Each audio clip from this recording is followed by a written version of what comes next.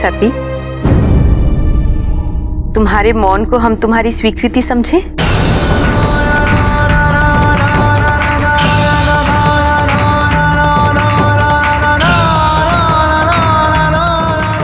सती, एक पिता अपनी पुत्री से अनुमति की प्रतीक्षा कर रहा है।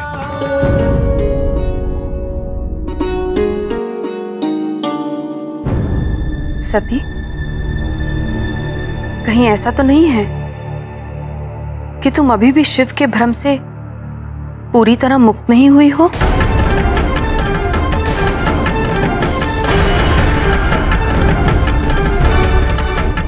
नहीं प्रसूति,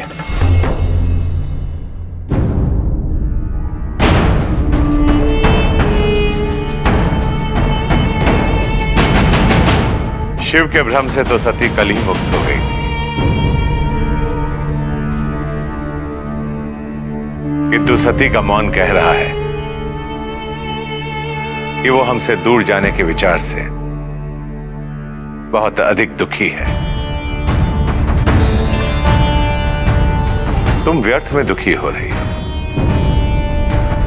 विवाह के पश्चात मैं तुम्हें और अपने जमाई को अपने साथ ही रखूंगा।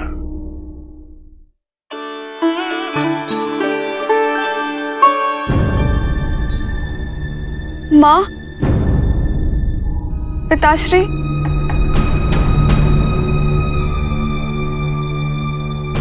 मुझे लगता है हमें सती को थोड़ा समय देना चाहिए ताकि ये विचार कर ले, सोच ले। पिताश्री, विवाह का निर्णय एक बहुत ही महत्वपूर्ण निर्णय होता है।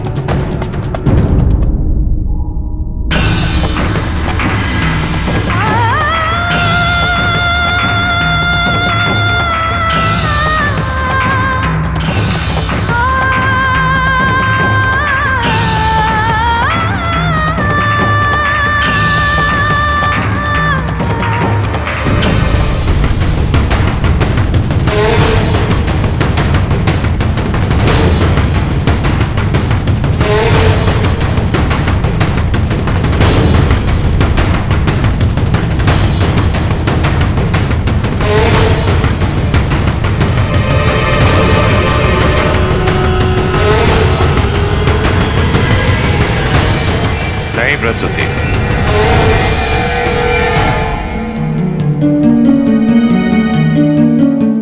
यदि सती की इच्छा नहीं है तो यह विवाह नहीं होगा।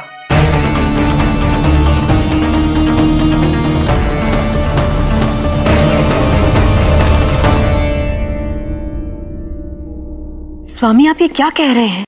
आपने सती से कुछ कहा क्यों नहीं? स्पष्ट दिखाई दे रहा था कि सती के हृदय से शिव का भ्रम निकला नहीं है।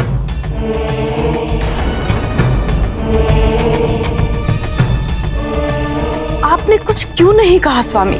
वो हमारी पुत्री है प्रसूति। अपने पिता से उसे बहुत अधिक स्नेह है। मेरा आहित नहीं देख सकती है, तभी तो कल उसने अपने प्राणों की चिंता किए बिना शिव से मेरे प्राण बचाए।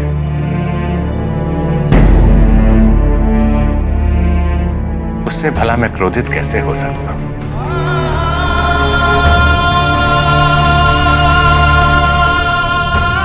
जो कार्य क्रोध से संभव नहीं, उसके लिए क्रोध करना ही क्यों?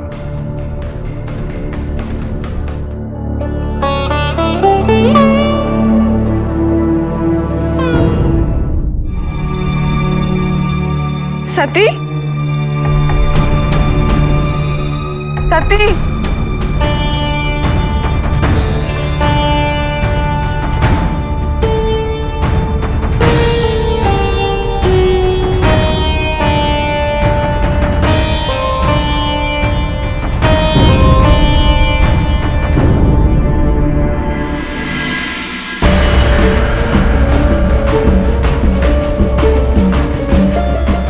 सती, तुमने नंदाव्रत प्रारंभ कर दिया? मेरे पास और कोई विकल्प ही कहाँ रह गया है दीदी।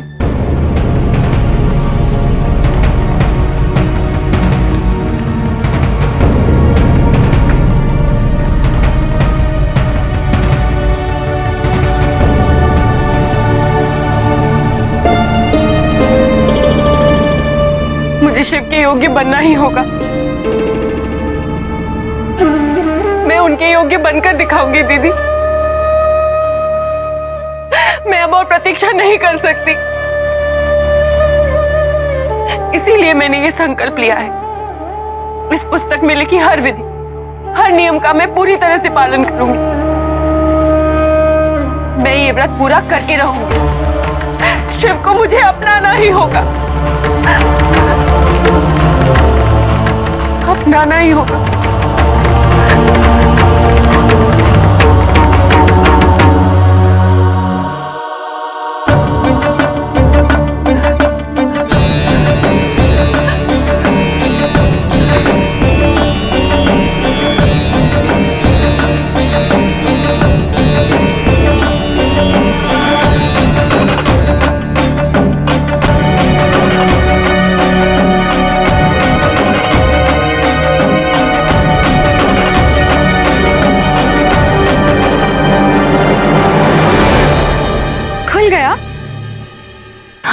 एक पृष्ठ पर लिखे गए कार्य को पूरा करने के पश्चात ही दूसरा पृष्ठ खुल सकता है।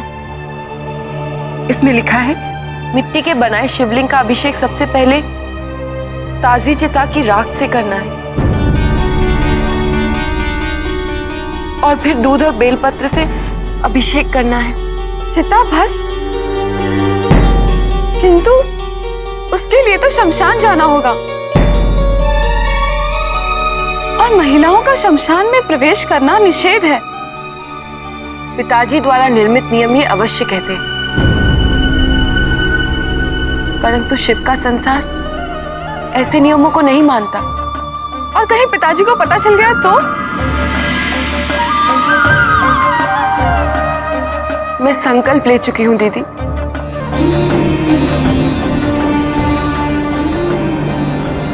रुको सती, मैं भी तुम्हारे साथ चलूंगी। नहीं नहीं, आप ठीक से विचार कर लीजिए। मेरे साथ कहीं आप भी पिताजी के क्रोध का। नहीं सती, मैं यहाँ तुम्हारा साथ देने आई हूँ। अब परिणाम चाहे जो भी हो सो हो, मुझे चिंता नहीं।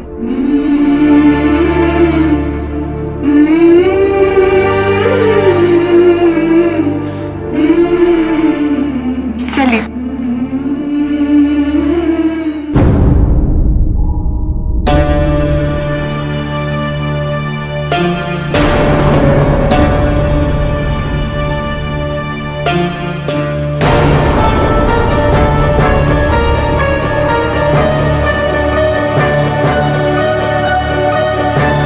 एक बार और सोच ले सती, पिताजी द्वारा बनाए हुए रीति और नीति के अनुसार स्त्रियों का शमशान में जाना वर्जित है।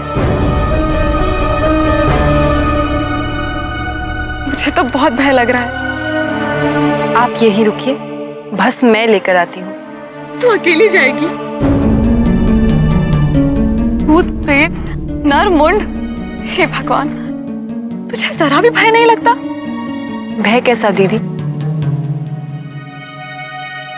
यदि मैंने नंदाव्रत पूरा कर लिया तो मैं शिव के योग्य बन जाऊंगी। फिर यही भूत पिशाच नर मुंड मेरे सखा और बंधु होंगे और ये शमशान मेरा ससुराल, क्योंकि शिव यहीं रहते हैं। मैं यहाँ सबसे ज्यादा सुरक्षित हूँ। आप मेरी चिंता न कीजिए। मेरी प्रतीक्षा कीजिए, मैं अभी आती हूँ। स्वयं का ध्यान रखना।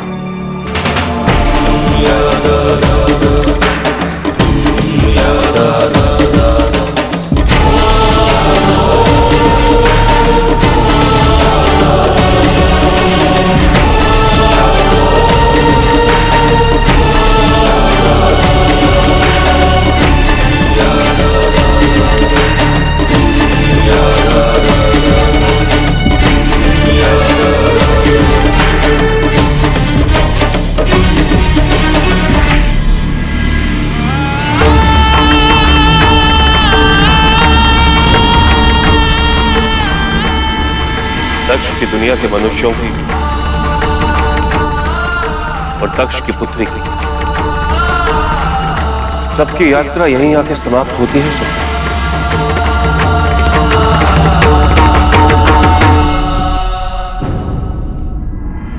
और यहां से आरंभ होता है मेरा संसार, जहां मैं निवास करता हूं।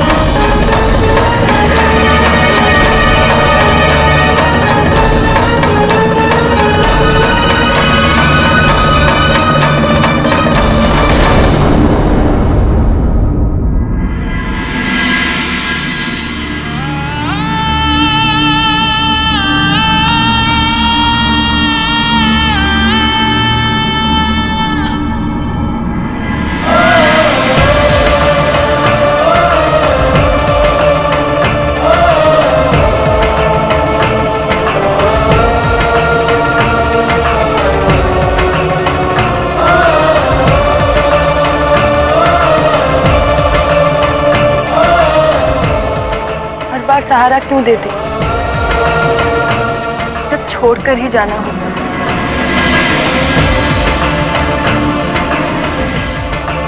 मैं तुम्हें दुख और पीड़ा से दूर रखना चाहता हूं। इस क्षण आपके हाथों को अपने हाथ में लिए, यदि मैं मर भी जाऊं तो भी मेरा प्रेम, मेरा जीवन सफल हो जाएगा। मैं तुम्हें मरने नहीं दूंगा सती। ना प्रेम,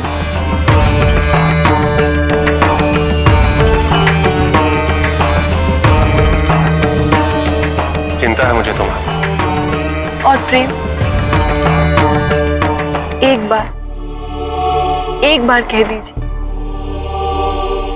कि सती, मैं तुमसे प्रेम करता हूं। केवल एक बार। सती, नंदा व्रत का विचार त्याग दो।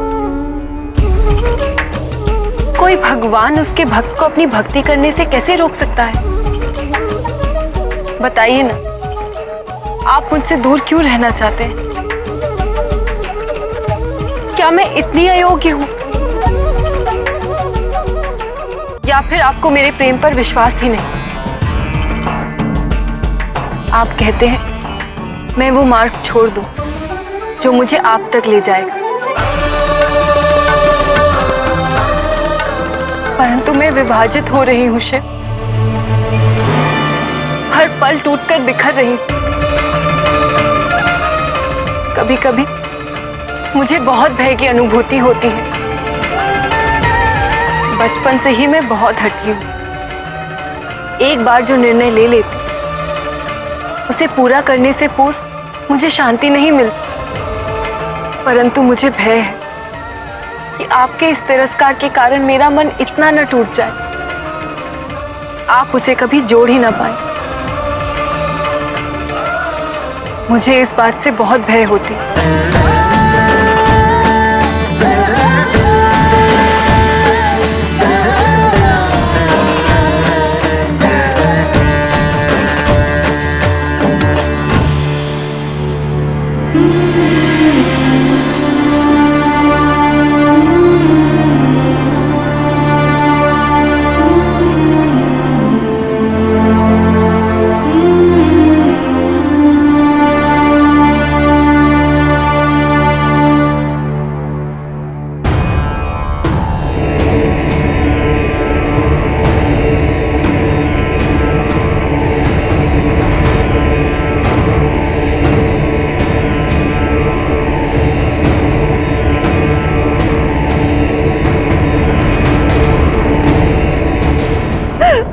पिताजी।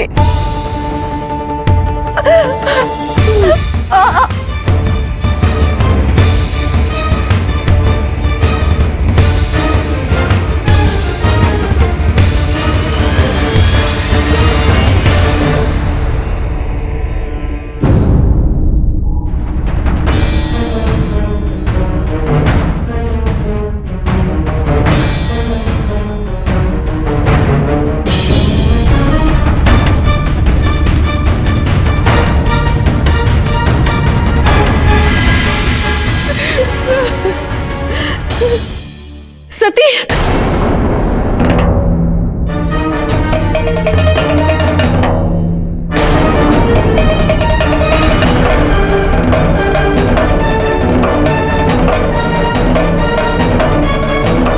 सती, सती, पिताश्री ये किसका श्राद्ध कर रहे हैं? सती, ये अनर्थ होने से बचा लो सती। पिताजी को रोक लो सती। पिताजी अपना ही श्राद्ध कर रहे हैं। सती, पिताजी को रोक लो सती।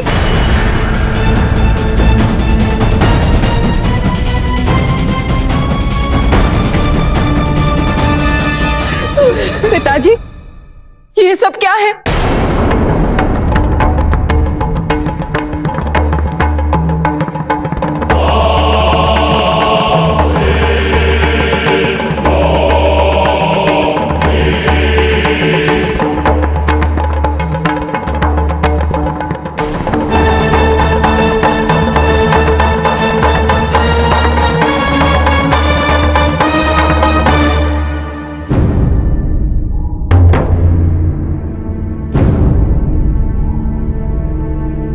अमात्य,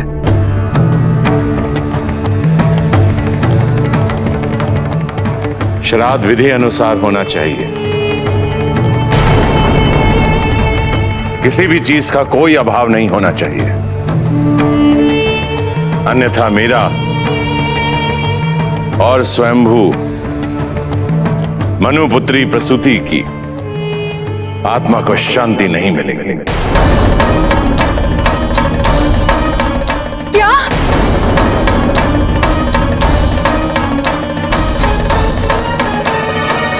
ये आप क्या कर रहे हैं पिताजी? और किस लिए?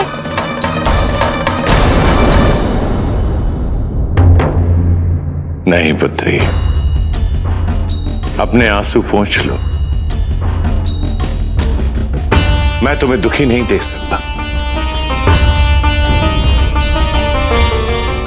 किंतु अपनी पुत्री को शिव के लिए जीवन व्यर्थ करते हुए देखना ये मेरे लिए संभव नहीं है पुत्री।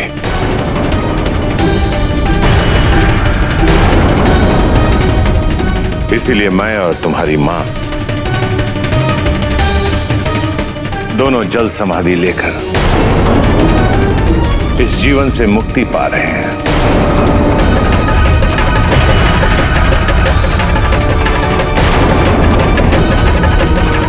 ईश्वर तुम्हें सदा सुखी रखे।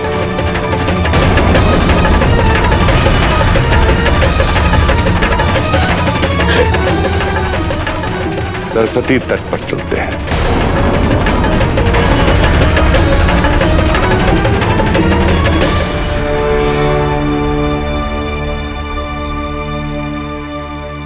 पिताजी, माँ, माँ,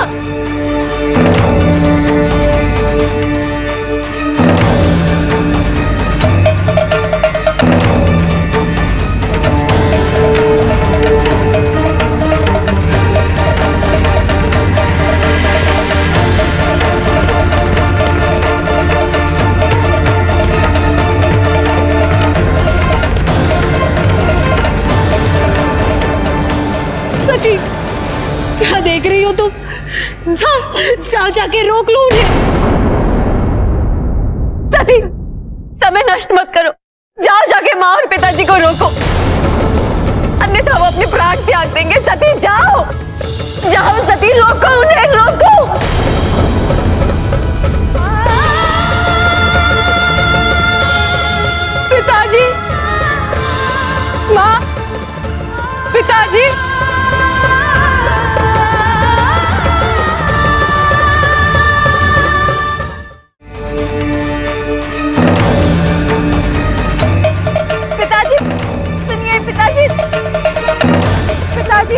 नहीं पिताजी, रुक जाइए पिताजी, रुक जाइए। ऐसा मत कीजिए। किस बात का इतना बड़ा दंड दे रहे हैं आप? एक संतान के लिए इससे बड़ा पाप और क्या है कि वो उसके माता पिता की मृत्यु का कारण बने। पिताजी, ऐसा मत कीजिए, मत कीजिए।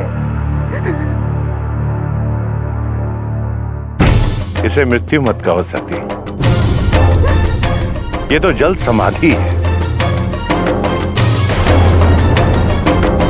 इसमें तुम्हारा कोई दोष नहीं है, तो पाप का प्रश्न ही नहीं उठता है। पुत्रियों का सुख मेरे जीवन का उद्देश्य रहा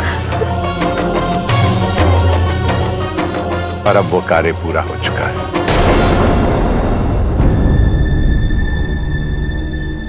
सभी पुत्रियों का विवाह संपन्न हो चुका है। तुम्हें अपने सुख और प्रेम की अनुभूति हो चुकी है।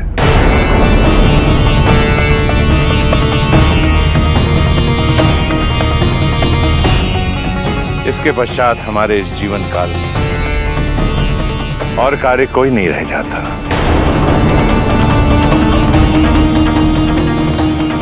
और ना ही हमारी कोई आवश्यकता है।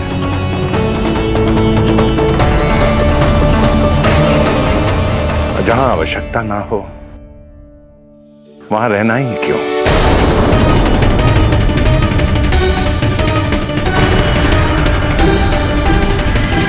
नहीं पुत्री, तुम्हें अपने आप को समझाना होगा।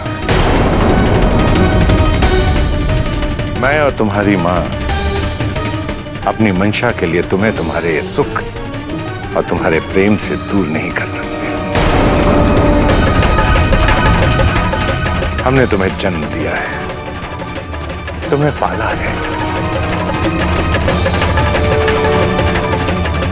न जाने कितनी रात ये तुम्हारे लिए जागती रही। तुम्हें तनिक भी पीड़ा होती थी तो ये विचलित हो जाती थी। मैं जब भी प्रार्थना करता था सदैव उसमें तुम्हारे सुख की कामना सम्मिलित रहती थी।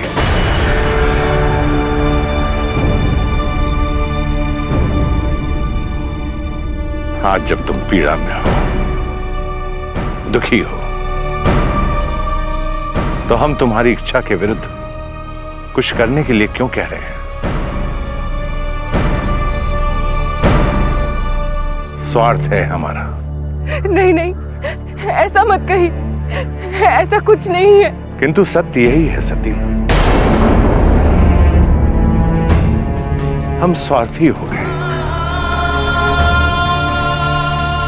अपनी प्रतिष्ठा और मान सम्मान की पूर्ति के लिए, अपनी पुत्री के सुखों का बलिदान देने वाले कैसे ब्राह्मण हैं हम। जाओ सती जाओ, तुम्हारा स्वप्न और तुम्हारा जीवन सुख से परिपूर्ण हो, यही आशीर्वाद है हमारा।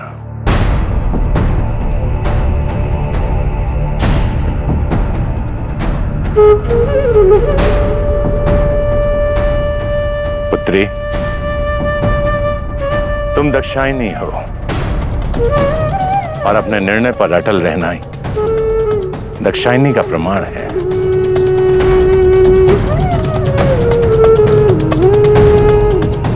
मैं नहीं चाहता हूं कि तुम अपने माता पिता या सामाजिक बंधनों के दबाव में आकर कोई निर्णय लो। तुम्हारा स्वच्छंद भाव ही तुम्हारा अस्तित्व है, इसे खोना नहीं। चलो, मुस्कुराते हुए हमें विदा कहो, ताकि हमारी आत्मा को मुक्ति मिले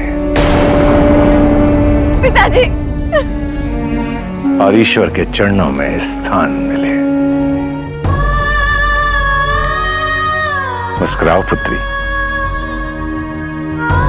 क्या अंतिम क्षणों में अपने पिता की एक छोटी सी इच्छा पूरी नहीं करोगी? माँ,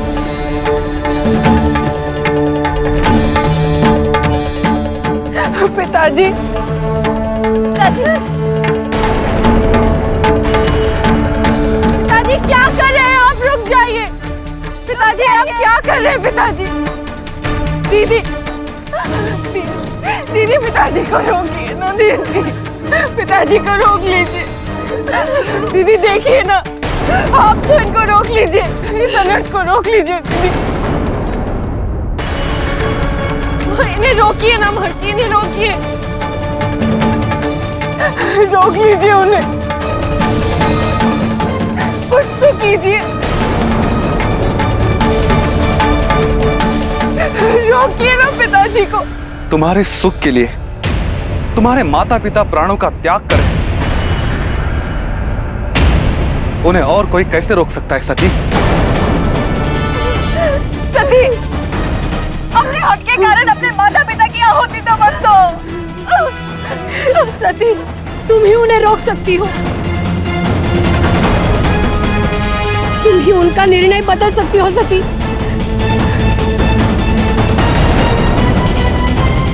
पिताजी जिनसे तुम्हारा विवाह कराना चाहते हैं, स्वीकार कर लो सती।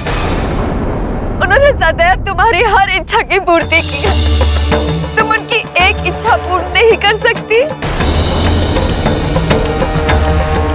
उन्होंने तुमसे कभी कुछ नहीं मांगा सती। क्या तुम्हारा हृदय इतना कठोर है कि तुम अपनी हट न त्याग कर उन्हें इस तरह समाधि लेता देखो?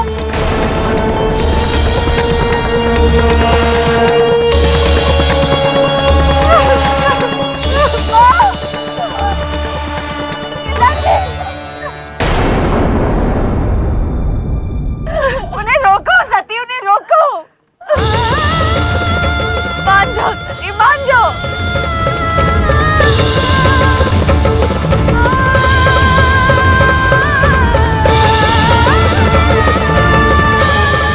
रुकिए पिताजी, मैं तैयार हूँ, तैयार हूँ।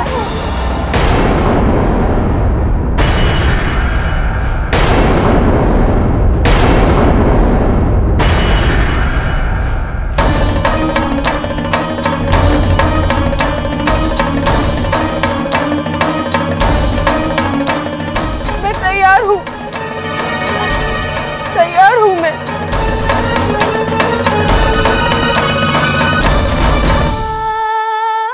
दबाव में लिया हुआ निर्णय कभी फलदायक नहीं होता है। नहीं पिताजी, नहीं, कोई दबाव नहीं है, मैं सचमुच तैयार हूँ। तुम अपनी वाणी से जो कह रही हो, क्या वो सत्य है?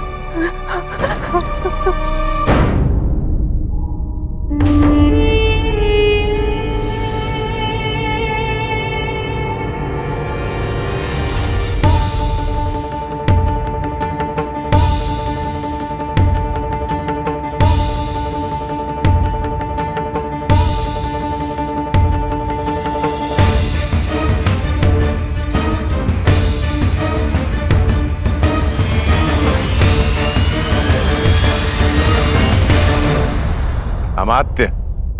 जी प्रजापति।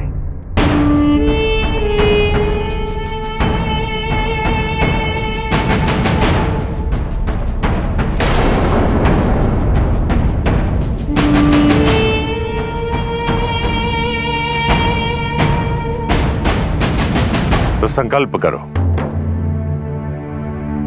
संकल्प करो कि विवाह उससे करोगी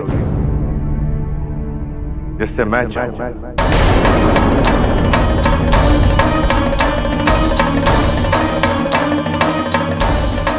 ये संकल्प यदि तुम अपनी इच्छा से नहीं कर सकती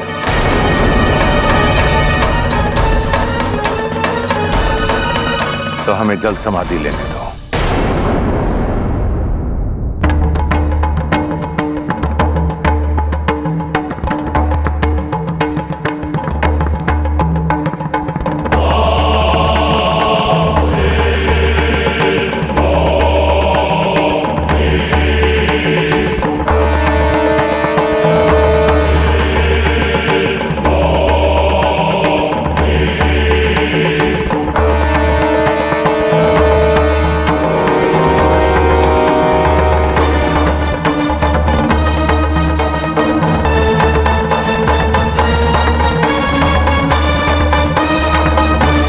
संकल्प लेती हूँ, मैं उसी से विवाह करूंगी जिससे आप चाहें।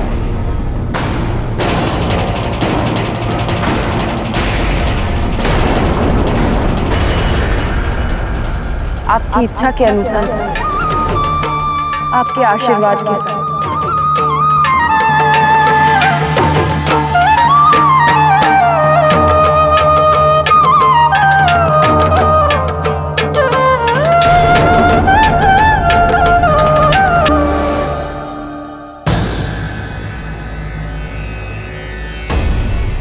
सती इस दक्ष रेखा को पार ना करके पल पल जलती रहेगी, परंतु आपको कभी नहीं पुकारेगी।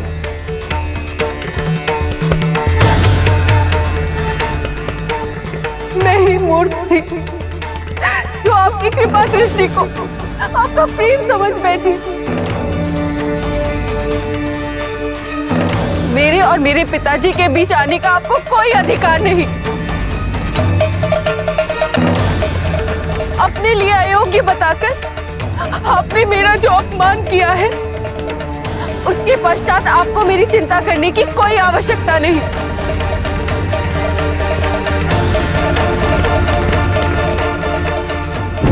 सती ने दक्ष को वचन देकर कोई विकल्प ही नहीं छोड़ा।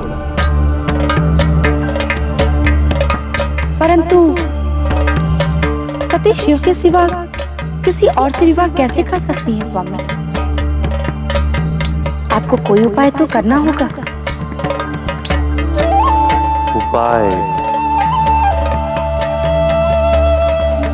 उपाय तो वही पुराना है।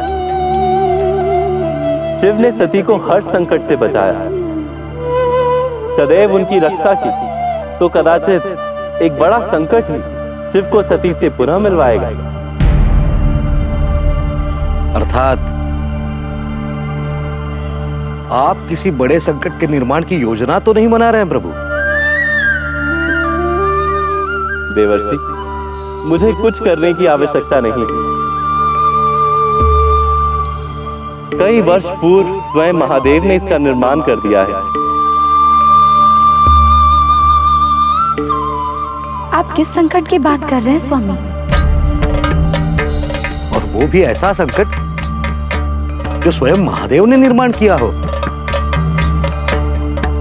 परंतु प्रभु, महादेव तो सदा कल्याण करते हैं। आप मन ही मन में मुस्कुराते रहेंगे या हमें खुलकर बताएंगे भी?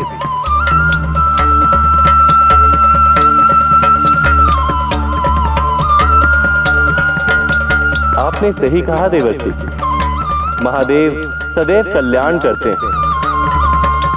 तो फिर उन्होंने बड़े संकट का निर्माण कैसे कर दिया?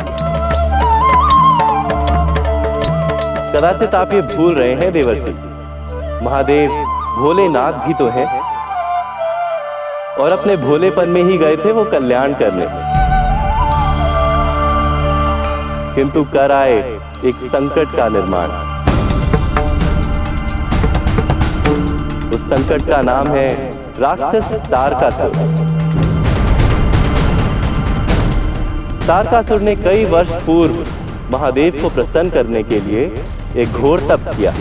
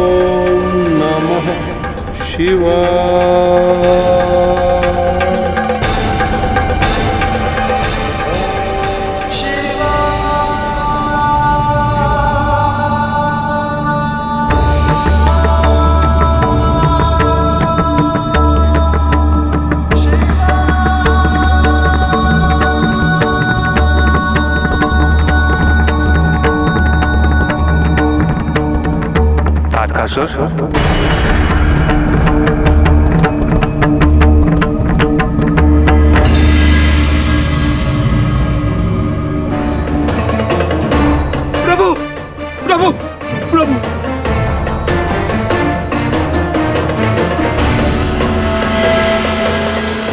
प्रभु, प्रभु मैं जानता था आप ही असुरों के शुभ चिंतक हैं। प्रभु, मैंने पूरी लगन से आपकी तपस्या की है। सारी आसुरी प्रवृत्तियां छोड़कर बिना कुछ खाए पिए सैकड़ों वर्षों से केवल आप ही के नाम का जाप कर रहा हूं प्रभु।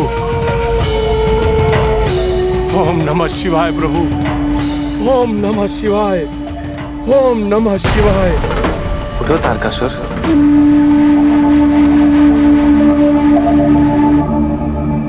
प्रभु,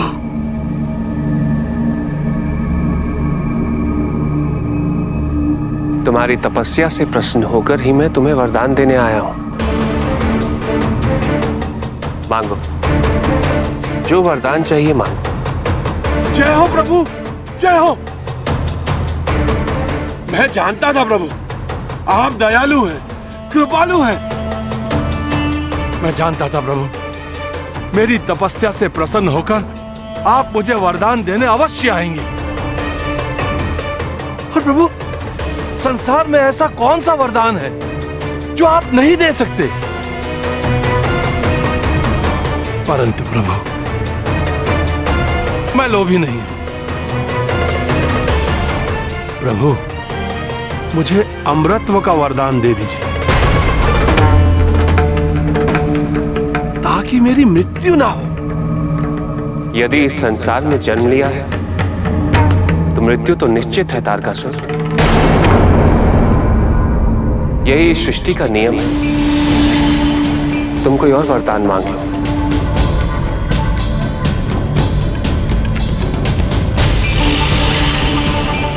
प्रभु, यदि सृष्टि का नियम है और मेरी मृत्यु अनिवार्य है और आप मुझे अमृतत्व का वरदान नहीं दे सकते तो ठीक है प्रभु, आप मुझे यह वरदान दे दीजिए कि मेरी मृत्यु केवल आपके पुत्र के द्वारा हो। ये वरदान तो दे सकते हैं ना प्रभु? तथास्तु।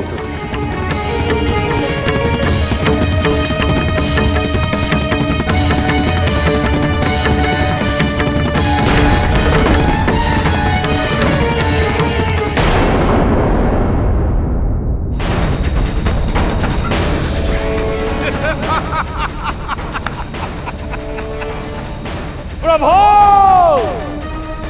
आप सचमुच भोले हैं भोलेनाथ। अनजाने में ही सही, परंतु आपने मुझे अमृतत्व का वरदान दे दिया। आप ठहरे बैरागी, कहां आपका विवाह होगा? और जब विवाह ही नहीं हुआ तो फिर पुत्र कैसे होगा? और जब पुत्र नहीं हुआ तो फिर मेरी मृत्यु कैसे होगी? तारकासुर अमर हो गया प्रभु। और अब यही तारकासुर बड़ा संकट बनके शिव और सती के मिलन का कारण बनेगा।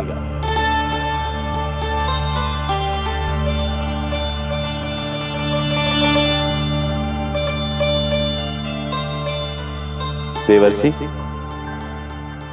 बस तारकासुर को पता चलने की देर है कि शिव सती से विवाह करने वाले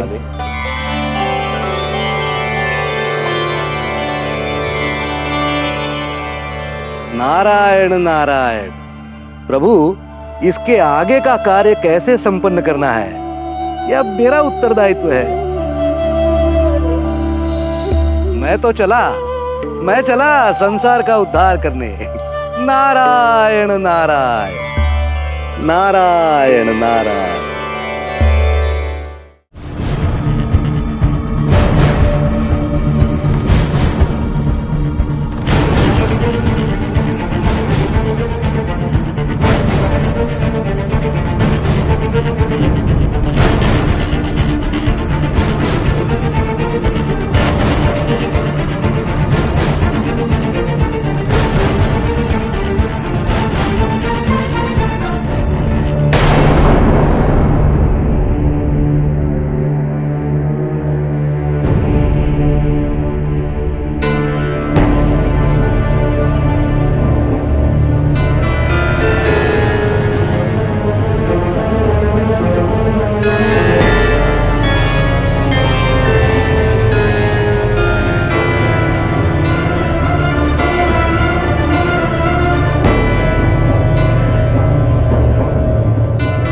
सती,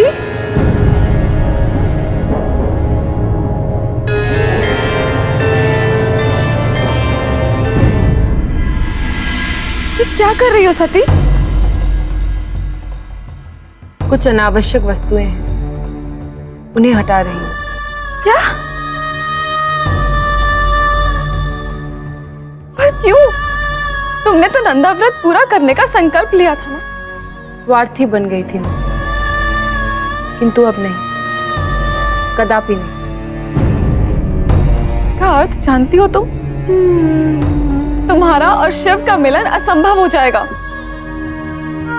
पर क्यों कर रही हो? मैं अपने दायित्व से भटक गई थी, किंतु आज पिताजी के समक्ष संकल्प लेकर मैं वचनबद्ध हूं। मैंने पहले भी पिताजी को वचन देकर नहीं निभाया, अपमानित किया था उन्हें। अब मैं उन्हें पुनः अपमानित नहीं कर सकती। ये तुम्हारा हठ है सती। नहीं दीदी, ये मेरा सत्य है, यही तो मेरा अस्तित्व है। मैं दक्षायनी जन्मी, मैं अपने पिता की आदर्श पुत्री हूं, और उसी आदर्श पुत्री के रूप में मेरा अंत भी होना चाहिए।